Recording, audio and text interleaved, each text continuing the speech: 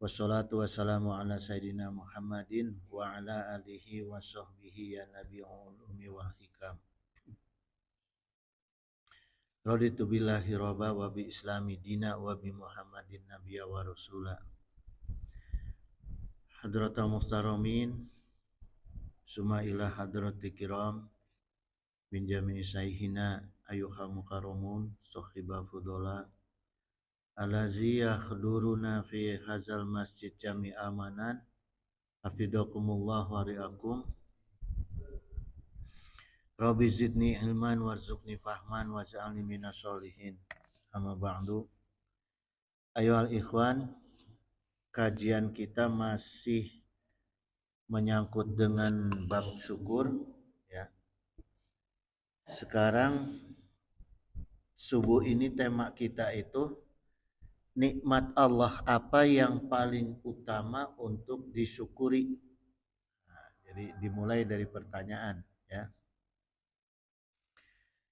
Dari sekian nikmat Allah yang sudah Allah turunkan atau berikan kepada kita, yang paling utama adalah nikmat syukur itu, nikmat ilmu. Nah, inilah yang harus kita syukuri ya. Kenapa? Karena seandainya kita mengukur nikmat kita itu dunia materi, tanpa ilmu materi itu habis, malah menghancurkan kita ya. Nikmat iman Islam tanpa ilmu, iman Islam kita juga kacau.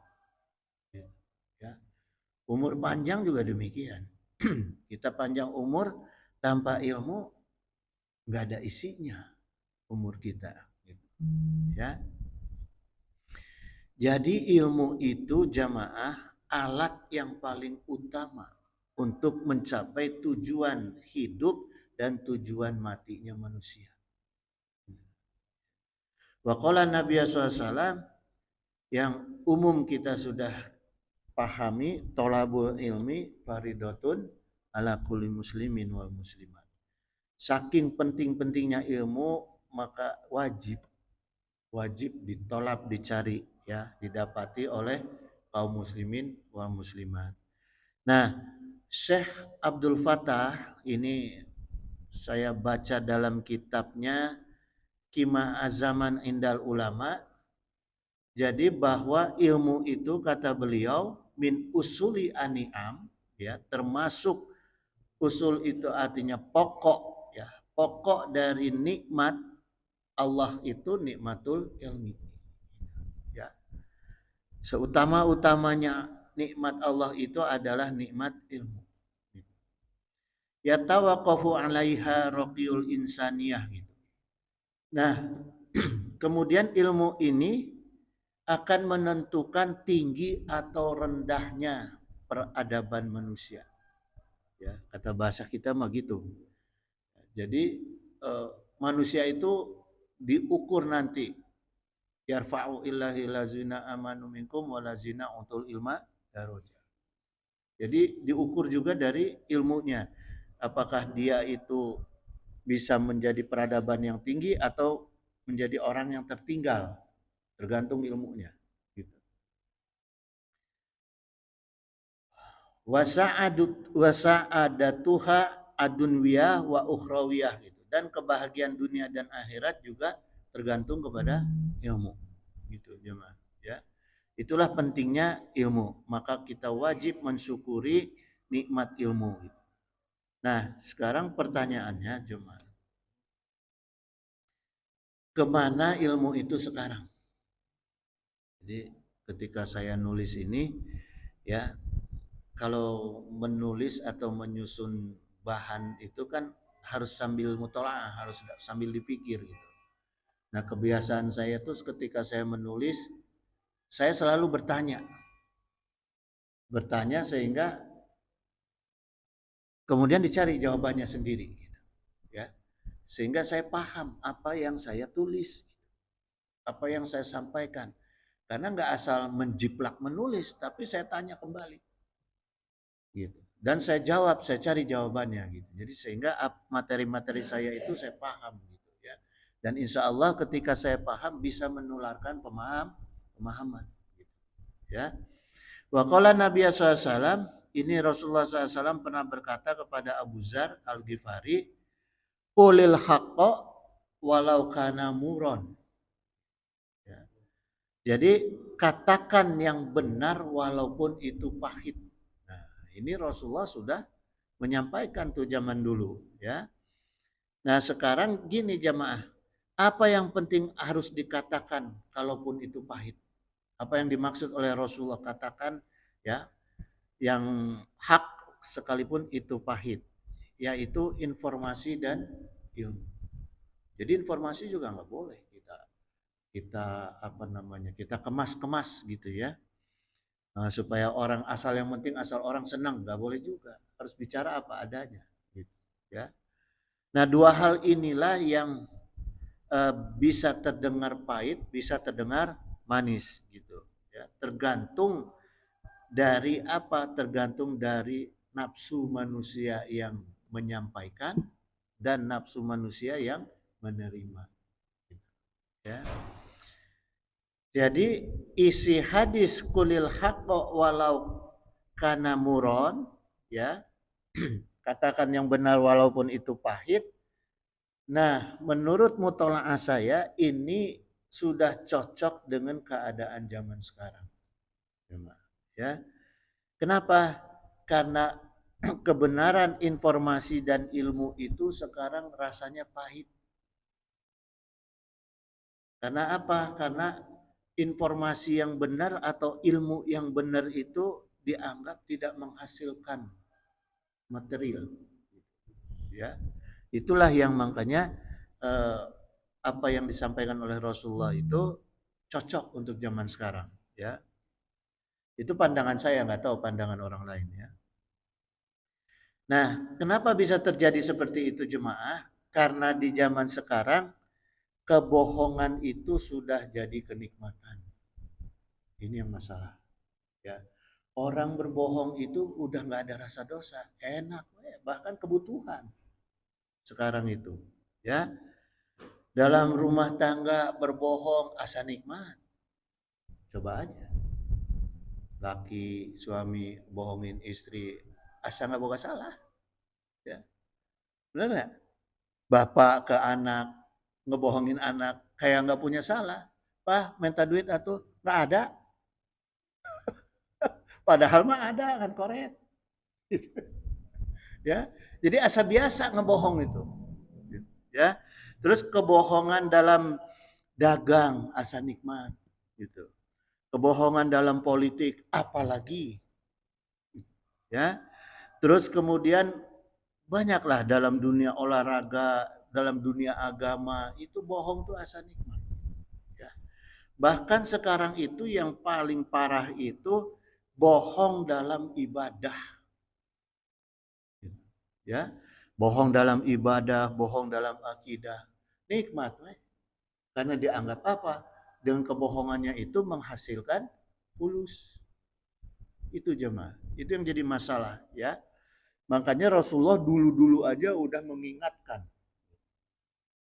Ya, harus mengatakan yang hak walau kana muron, sekalipun itu pahit gitu. Ya. Itu jemaah sekalian. Nah, sekarang kita telah jemaah anatominya kenikmatan manusia. Ya, anatominya kenikmatan manusia itu letaknya adanya di mana? Adanya di dalam pikiran kita. Ya.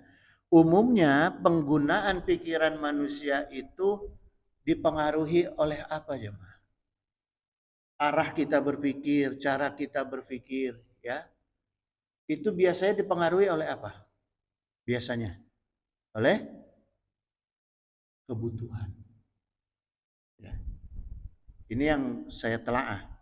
Kebanyakan kita berpikir itu untuk memenuhi kebutuhan kita, ya. Sehingga ilmu juga akhirnya tergiring ke arah memenuhi kebutuhan kita. Berpikirnya kita gitu jemaah, ya. Nah, kalau kita lagi butuh uang, pasti fokusnya mikirnya itu gimana caranya mendapatkan uang, ya. Maka ketika dia bicara soal ilmu pun fokusnya tetap bicara masalah uang, jemaah. Ya, gitu. Karena dipengaruhi oleh kebutuhan dia gimana caranya mendapatkan uang dari ilmu. Gitu. Ya. Orang kalau nggak butuh uang, nggak usah kerja. Ngapain gua kerja capek-capek? Ya kan? Kebanyakan orang berusaha itu karena kebutuhan. Nah, ketika ilmu itu sudah menjadi kebutuhan usaha, ini yang bahaya. Gitu jemaah, ya. Sekalipun seorang kiai ya yang sedang berdakwah di dalam konteks forum ilmu agama, tapi ketika fokus pikirannya masih soal kebutuhan uang, maka ilmunya akan hambar. Coba ya kita perhatiin, ya. Ilmunya akan hambar, isi ceramahnya yang penting bisa ngomong, yang penting dapat uang. Gitu ya. Karena pikirannya terfokus kepada kebutuhan uang. Gitu jemaah, ya. Nah, sekarang pertanyaan lagi jemaah. Seperti apa kondisi dalam hal beragama Islam di zaman sekarang? Nah, ini saya bacakan sebuah hadis diriwayatkan oleh sahabat Huzaifah radhiyallahu anhu ibnu Hudzaifah ibnu Yaman, ya. Qala kana annasu yas'aluna Rasulullah sallallahu alaihi wasallam anil khairi. Jadi ketika kumpul dengan para sahabat, sahabat itu bertanya kepada Rasulullah itu biasanya bertanya soal kebaikan Islam, ya. Wa kuntu kemudian aku ini Huzaifah as'aluhu anisyari. Nah, sahabat Huzaifah ini bertanya tentang kejelekan.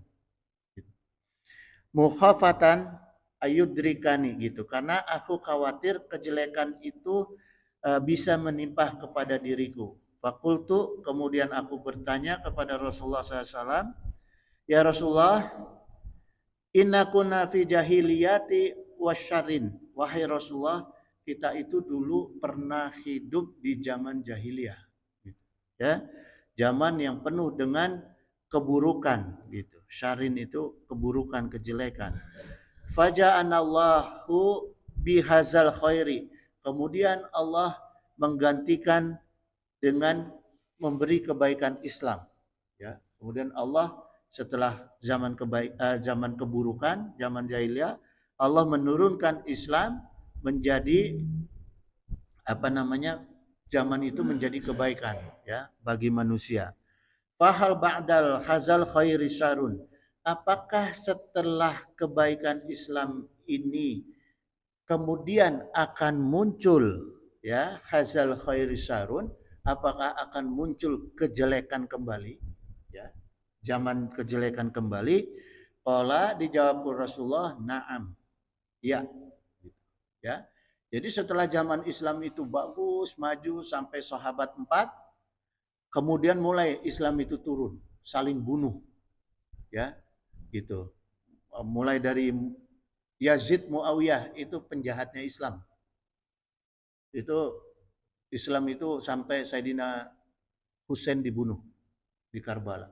Ya, itu perintahnya Yazid Muawiyah. Gitu. Ya.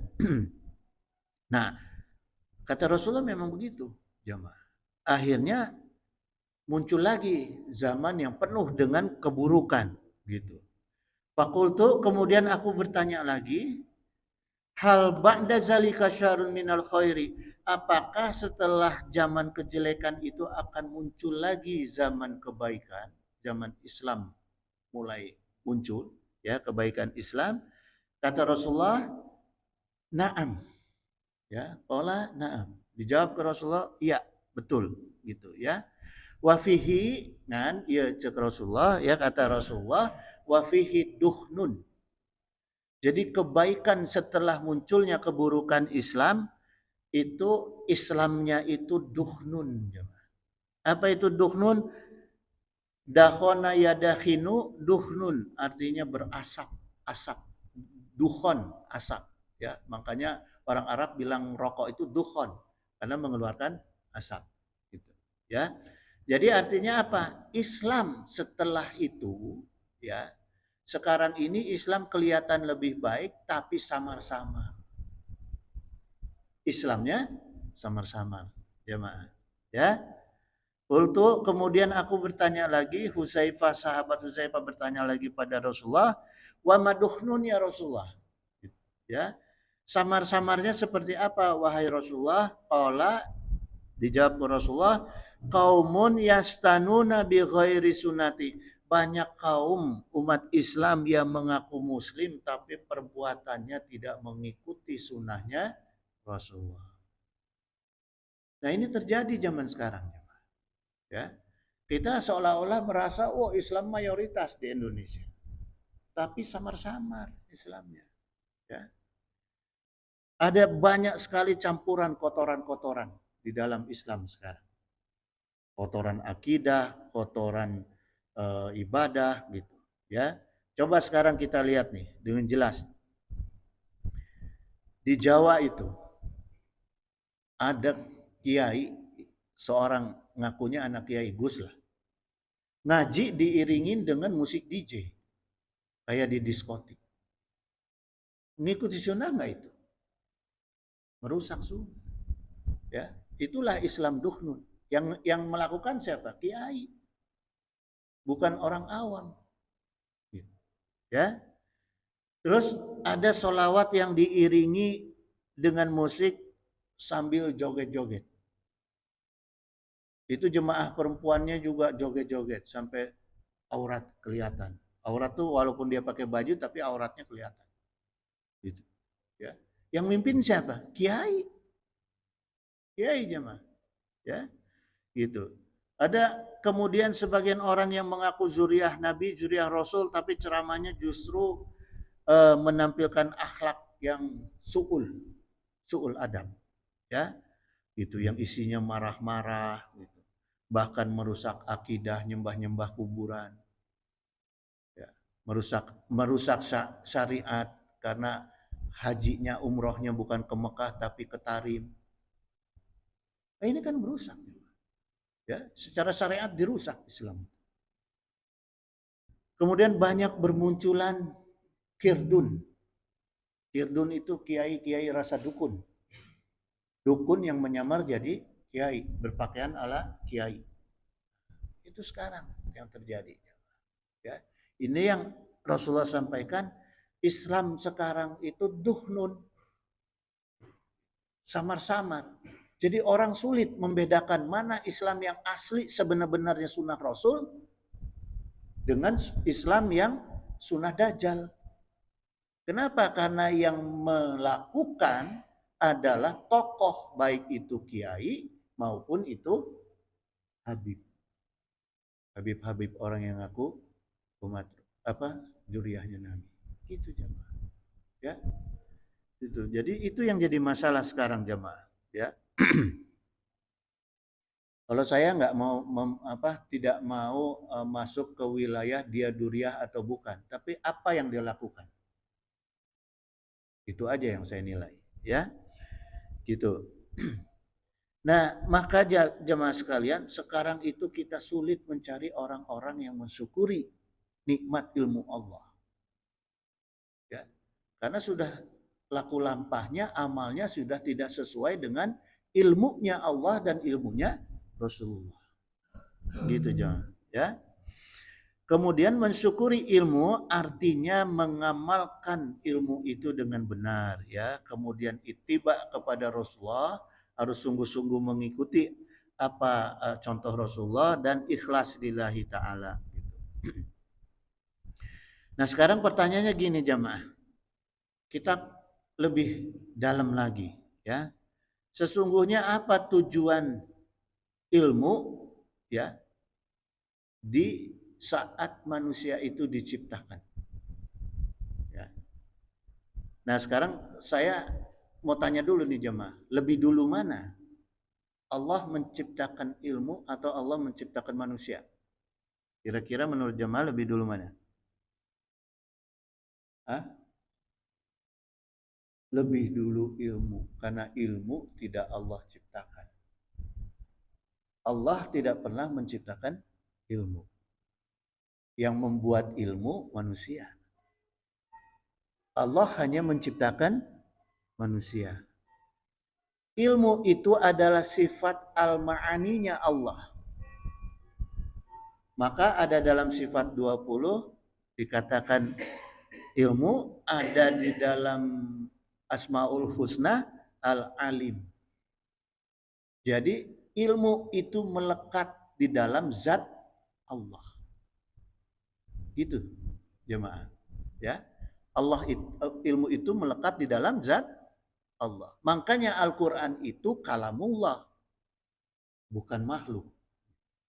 Karena bagian dari perkataan-perkataan yang Allah sampaikan kepada kita melalui Rasulullah, melalui turunnya melalui malaikat Jibril. Ya.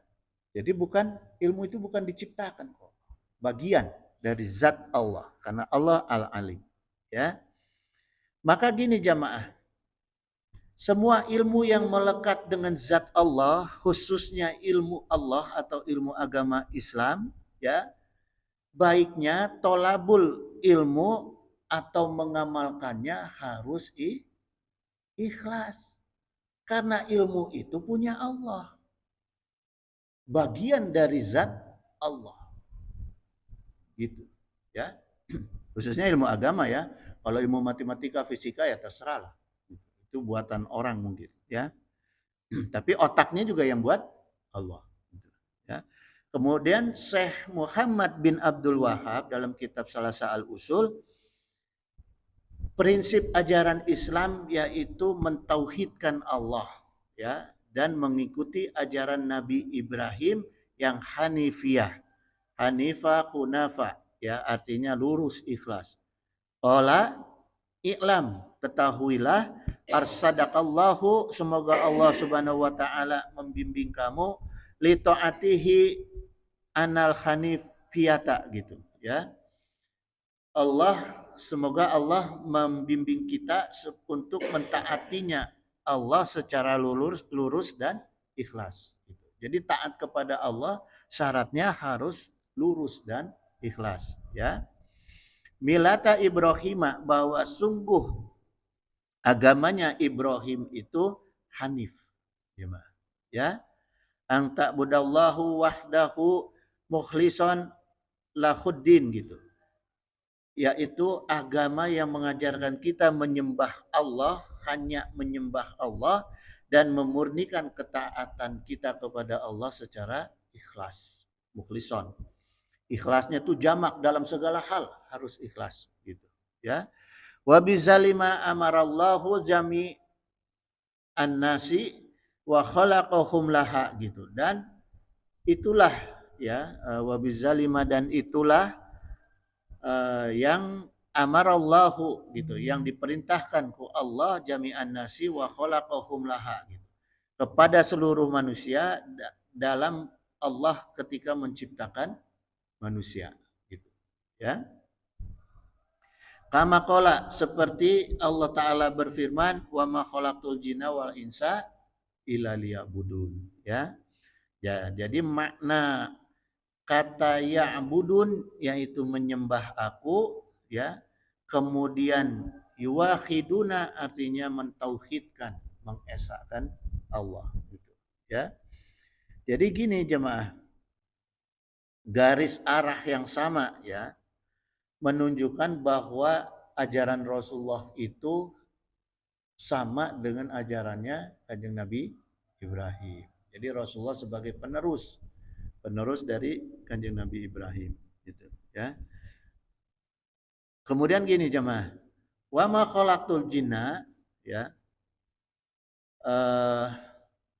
wal insan illa liya'budun. Nah, liya'budunnya ini abada ya'budu ibadatan, ya, itu secara lafziah, secara lafaz, ya, secara lafaz itu artinya menyembah atau beribadah. Nah, liya'budun itu, ya. Ya'budun, li-nya itu untuk. Jadi ya'budun itu artinya secara lafaz, ya'budun itu menyembah, ya, atau beribadah. Nah, secara maknawiyah Ya'budun itu seorang hamba wajib bersyukur.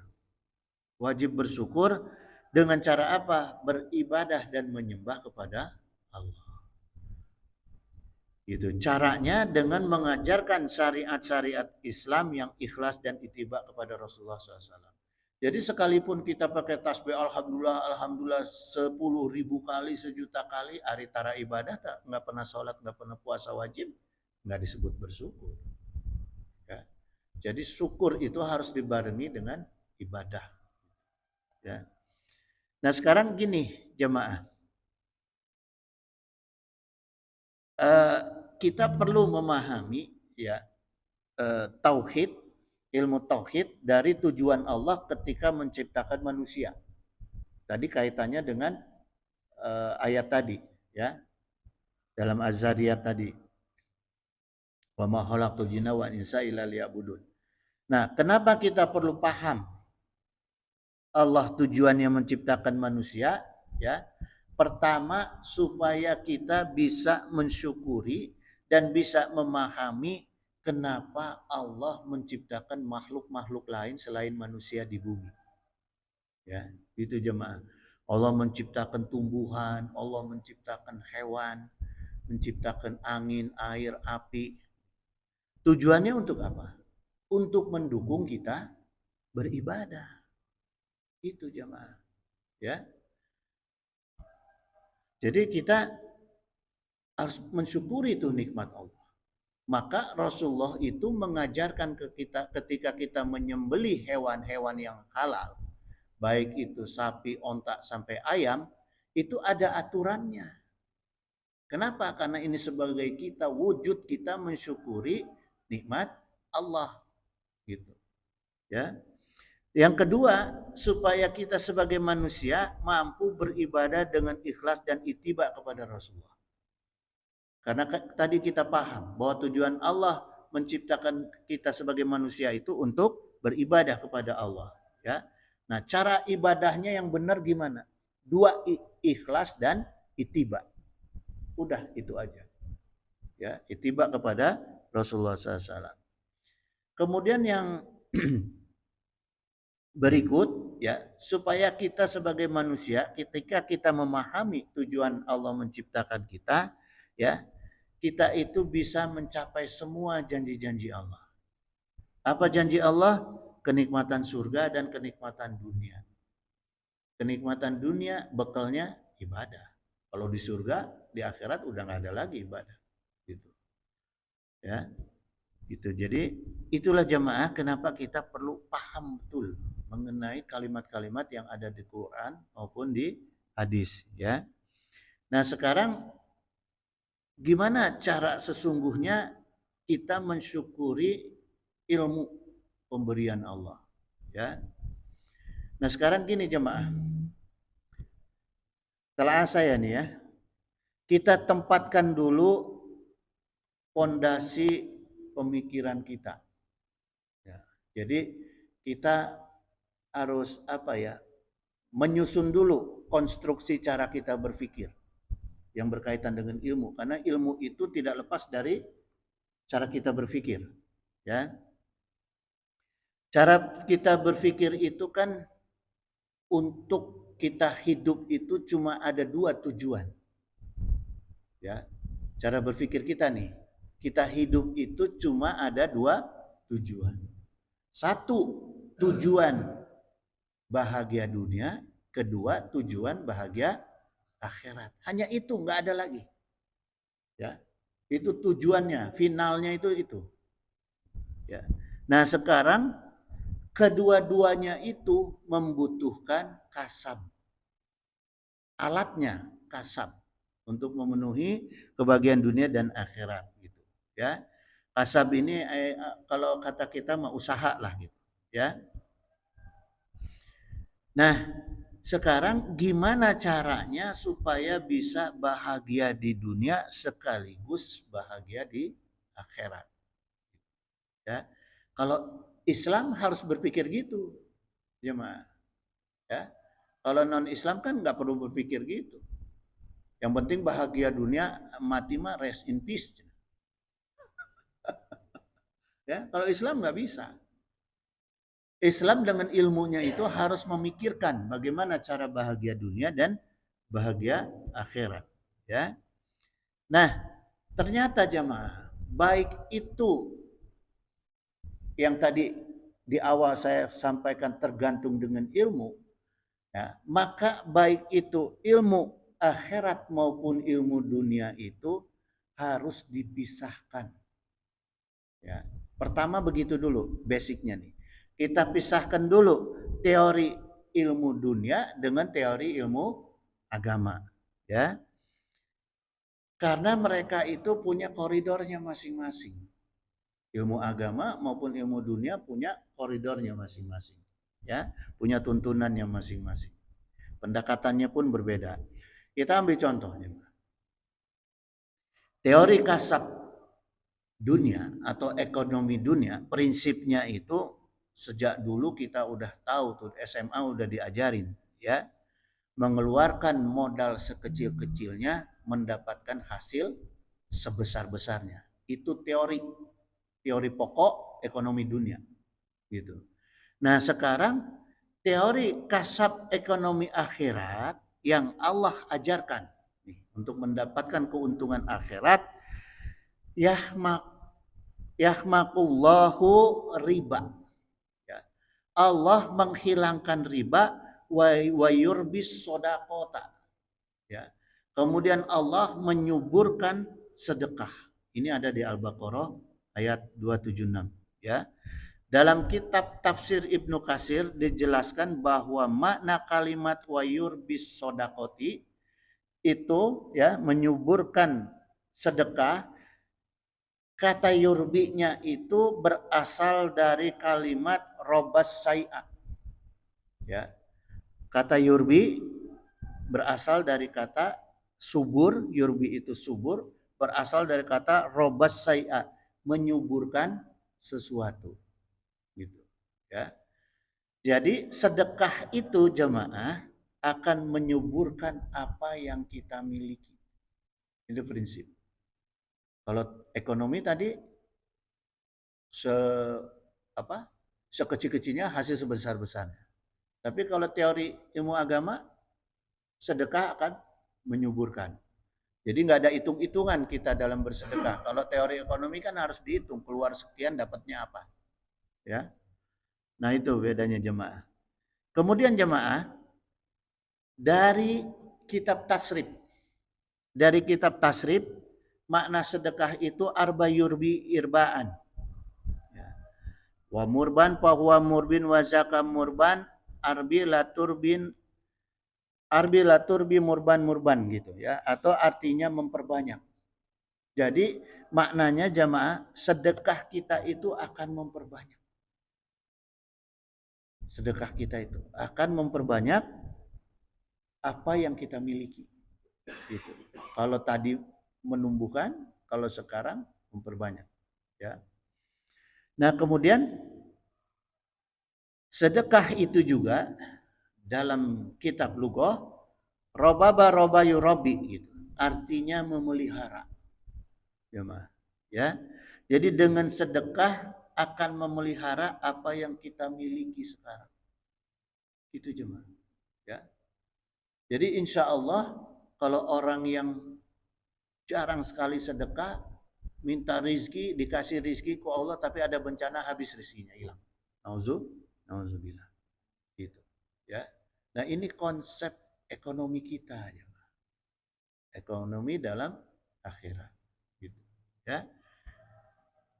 Jadi panduannya adalah sedekah. Nah, kalau ekonomi dunia panduannya adalah transaksi.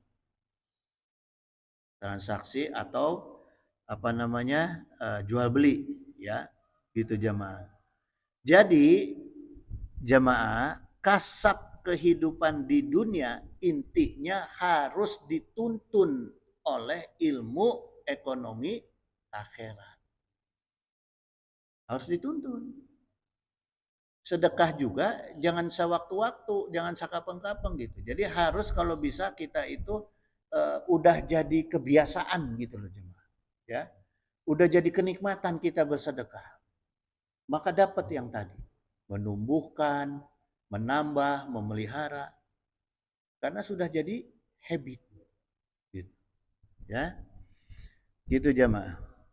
Nah, yang bahaya kalau diseimbangkan ilmu dunia dengan ilmu akhirat, maka yang terjadi bukan agama sebagai penuntun, tapi dibalik. Jadi ilmu kasab, ya, transaksi itu dijadikan penuntun ilmu agama untuk dapat nikmat dunia. Akhirnya ada transaksi, ada jual beli di dalam ilmu agama. Nah, ini yang jadi masalah. Ya, gitu jemaah. Jadi ginilah intinya jemaah ya, yang gampangnya gini. Kalau kita merasa dikasih nikmat sama Allah itu nikmat ilmu, ya sedekahin ilmunya. Kalau kita merasa dikasih oleh Allah itu nikmat harta, ya sedekahkan harta kita. Gitu, ya. Jangan segala sesuatu kudu jual beli, harus transaksi, enggak. Nah, kenapa ilmu agama harus jadi penuntun dalam jalan kasab dunia? Ini ada kaidah ilmu fikih ya, jemaah ya. Malayatimu al-wajibu ila bihi fahuwa wajibun. Nah, jadi perkara yang menjadi penyempurna dari perkara wajib, maka hukumnya jadi wajib. Kita mau sholat perlu sarana prasarana enggak? Perlu. Gimana cara mendapatkan sarana dan prasarana? Harus beli, bukan minta-minta. Harus beli. Gimana caranya supaya bisa beli? Ya kasab. Maka kita kasab wajib. Itu jemaah. Ya, karena ibadah kita perlu alat bantu.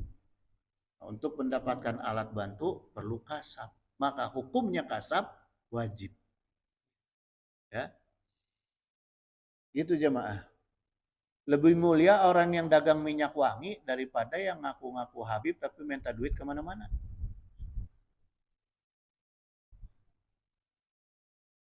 Gitu jemaah. Ya. Wa qalallahu ta'ala dalam Al-Qasas ayat 77, wabtagi fima atakalahud darul akhirah. Nah, Allah perintahkan kita cari kenikmatan Allah yang tujuannya adalah negeri akhirat. Nah, ini harus nih perintah nih dari Allah. Kasabnya untuk mendapatkan kenikmatan negeri akhirat yaitu akidah, ibadah, dan syariah. Itu cara kasab kita untuk mendapatkan kebahagiaan akhirat. Ya, belanja akhirat lah ibaratnya. Belanja akhirat modalnya itu akidah, ibadah, dan syariah. Ya, walatan nasibaka minad dunia, tapi kamu jangan lupakan hak kamu, bagian kamu di dunia. Gitu. Jadi Allah tetap Allah perintahkan kita untuk nasibaka. Harus kita nggak boleh melupakan, latansa tidak boleh melupakan bagian kita di dunia, ya. Ada kebahagiaan kita di dunia gitu. Nah, maka gini jamaah, muamalah kita di dunia itu, perdagangan kita di dunia itu tidak boleh melanggar akidah dan ibadah. Ya, akidah, ibadah, syariah tidak boleh kita tinggalin. Nah, kemudian koridornya muamalah kasab dunia. Ya. Pertama Allah Ta'ala berfirman, wa ahsin kama ahsanallahu ilaika. Dan berbuat baiklah. Maksudnya ini kepada makhluk, ya, selain manusia, sebagaimana Allah telah berbuat baik kepada kita. Ya. Wala tabgil fasada fil ardi, jangan kamu buat kerusakan di muka bumi. Jadi pertama, tuntunan kasab kita di dunia harus yang menjaga kebaikan kita dengan sesama manusia. Ya, jangan sampai kita kasab tapi nyakitin orang. Nodong, mencuri, segala macam. Ya, begal. Nah, itu nggak boleh. Ya, Ma. Yang kedua, jangan kamu buat kerusakan. Sekarang kan banyak orang demi fulus tuh ngerusak alam, ngerusak lingkungan, ngerusak tanah. Nah itu nggak boleh. Ya, yang gitu-gitu dilaknat ke Allah. Yamurhum bil ma'rufi wa yanhum anil munkar. Kemudian wa yanhahum anil munkar, ya. Kemudian nah ini firman ini Rasulullah perintahkan kepada Allah Ta'ala dalam Al-A'raf ayat 157 perintahkan kepada Rasulullah SAW supaya mengingatkan kita itu untuk mengerjakan yang ma'ruf dan mencegah yang munkar. Jadi kasab dunia itu juga patokannya, tuntunannya harus yang ma'ruf dan mencegah yang munkar. Gitu. Ya. Wa yukhilu lahum thayyibati wa yurharimu alaihum ya alaihumul khabaisa gitu. Jadi maksudnya gini jemaah. Allah perintahkan kita untuk kasab dunia itu mencari yang halal karena yang halal itu baik dan meninggalkan yang haram karena yang haram itu buruk bagi kita. Nah ini kasab. Artinya jangan jual beli minuman keras, jual beli narkoba, jangan. Gitu. Ya. Ini nggak boleh oleh agama. Dalam Al-A'raf 157 gitu jemaah sekalian. Nah, sekarang Rasulullah menyampaikan untuk pilihan usaha kita, tadi kan tuntunan, ya. Sekarang pilihan kita, pilihan usaha kita, ya, bentuknya seperti apa? Olah disabdakan oleh Rasulullah, antum a'lamu bi umuri dunyakum. Kamu lebih tahu dalam urusan dunia kamu. Gitu. Kita bebas. Yang penting patokannya yang 3 tadi. Halal, ya, ma'ruf, gitu. Jangan merusak, jangan menyakiti. Nah, bisnisnya apa? Bebas. Kamu lebih tahu kata Rasulullah. Ya, antum a'lamu bi amrina bi umuri dunyakum. Kamu lebih tahu. Gitu. Ya. Mau buka pom bensin kayak kiai, mau punya agen gas, mau peternakan hayam, mau apa aja. Mau kerja, mau apa. Jadi polisi, jadi tentara. Terserah. Patokannya yang 3 tadi. Itu jemaah. Ya. Nah, ketika kita memahami usaha kita ini seperti ini, tuntunan agamanya seperti ini, ya, kita insya Allah nggak akan capek. Nggak akan capek menjalani usaha hidup. Karena Allah yang nuntun. Hasilnya juga Allah yang nuntun. Kita mengikuti koridor tuntunan Allah, maka hasilnya Allah tanggung jawab. Tapi kalau kita nggak ikuti koridor tuntunan Allah, Allah nggak akan mau tanggung jawab. Sebodoh teuing kata Allah. Kita pinjam modal, saya mau usaha ini. Sama yang pemilik modal dikasih tahu usaha ini bahaya gini-gini. Lebih baik usaha yang ini. Kita kekeh, udah saya mau usaha ini aja. Udah kalau itu mau lo terserah ente mau rugi mau itu terserah. Nah, itu jamaah. Ya, kita juga dalam pakasaban dunia kudu gitu. Udah ada 3 tadi tuntunannya, jangan keluar dari itu. Ya. Kasab yang ditolak sama Allah. Kasab yang ditolak sama Allah dan Rasulnya ini diriwayatkan ku Ummul Mukminin ya Sayyidah Aisyah radhiyallahu anha, man ahdasa haza malaysa minhu fahuwa radun. Jadi Rasulullah SAW mengatakan siapa yang mengada-ngada dalam urusan kami ya yang bukan berasal haza malaysa minhu, bukan berasal dari kami, bukan berasal dari Rasulullah, fahuwa radun, maka itu ditolak. Itu jemaah ya. Pertanyaannya kasab seperti apa yang radun, yang fahuwa radun, yang ditolak oleh Rasulullah dan ku Allah. Kasab yang mencampur urusan dunia ke dalam koridor agama. Itu jemaah. Ya. Contohnya seperti apa? Di antaranya kasab yang mentransaksikan dakwah agama untuk kepentingan dunia. Itu, ya. Nah, ini diceritakan oleh tabi'in Abu Aliyah, ya. Ya Bani Adam, alim majanan, wahai anak Adam, ajarkanlah agama itu secara gratis. Kama alim tamajanan, sebagaimana kamu mendapatkan ilmu itu secara gratis. Kita itu bayar nggak sih ilmu ke Allah? Dapat ilmu bayar nggak kita ke Allah? Nggak bayar. Kalau bayar ke kiai, dari kiai nyampe nggak ke Allah? Kan yang punya Allah. Kok bayarnya ke orang lain? Ya, gitu. Barangnya Pak Haji Edi diberi ke saya, tapi saya bayarnya kesimpulan. Marah enggak Pak Haji Edi? Ngunah we. Saya yang punya bayarnya ke orang. Gitu jemaah. Ya. Jadi sekarang itu masalahnya cari belajar agama yang gratis susah. Itu masalahnya. Ya. Ula ikallazina hadallahu, mereka itulah orang-orang yang diberi petunjuk ke Allah. Ya, ini firman Allah Al-An'am 190, ya. Mereka itulah yang diberi petunjuk ke Allah, fabi hudahu muqtadi, maka ikutilah petunjuk mereka. Qul la as'alukum alaihi ajro, gitu. Katakanlah, nah ini Allah perintahkan kepada Rasulullah, katakanlah aku tidak minta imbalan apapun dalam menyampaikan agama. Gitu, ya. In huwa ila zikrolil alamin, karena Al-Quran atau agama Islam itu hanya peringatan untuk umat. Jadi Islam, Al-Quran itu milik umat. Allah kasih, Allah titipkan kepada umat.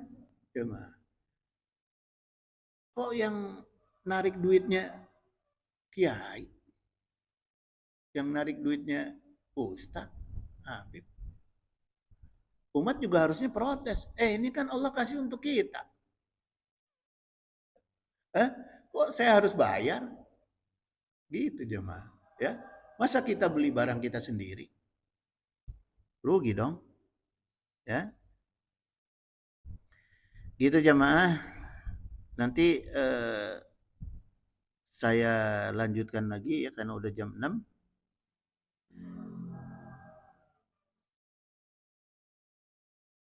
Ini karena udah jam 6, kalau saya lihat nih masih banyak jemaah ya.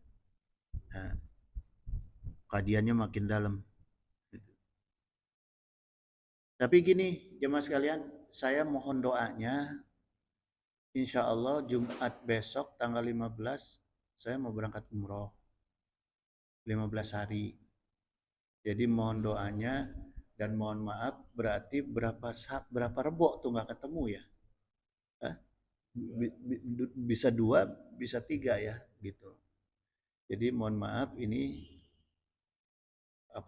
jadwal pengajian ke depan saya absen dulu karena rencana akan berangkat umroh.